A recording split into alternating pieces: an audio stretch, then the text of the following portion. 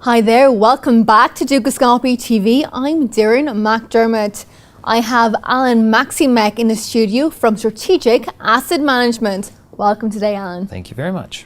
So looking at assets, what assets have performed so well so far in 2014, and were there any earnings surprises? Right. So 2014 we said was going to be a year of selective investing.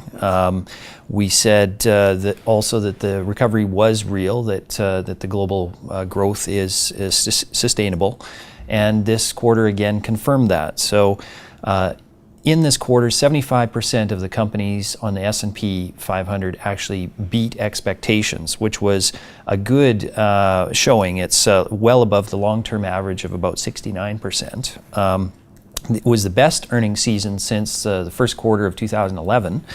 And the average earnings outperformance was about 6% compared to 4% on average. So it was very good from the earnings standpoint. On the revenue side, however, it was a bit disappointing, and this is something that we'll have to watch going forward.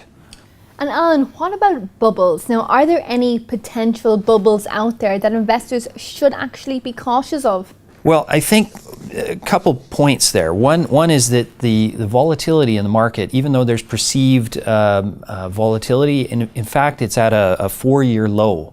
And since January, it's been falling. So there's kind of a complacency in the market, I would say. And that is always has the potential to create a bubble.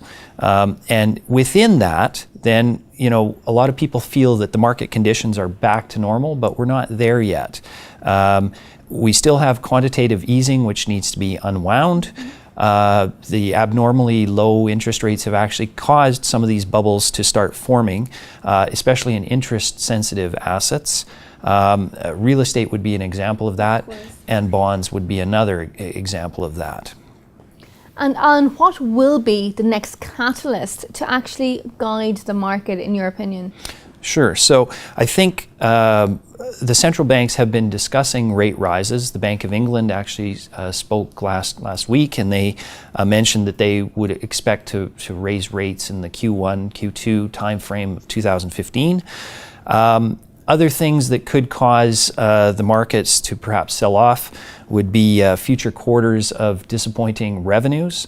Again, it's not the earnings side, because you can continue to cost cut maybe for another quarter or two, but revenue growth has to come back for people to really feel confident that this recovery is going to continue.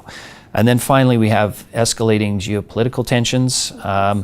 And these could cause a risk aversion and also energy price spikes. So, you know, these are all things not to be complacent about.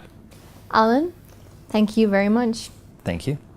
And thank you for watching Dukascopy TV. Now, we have plenty more interviews heading your way very shortly, so make sure you stay tuned. Goodbye for now.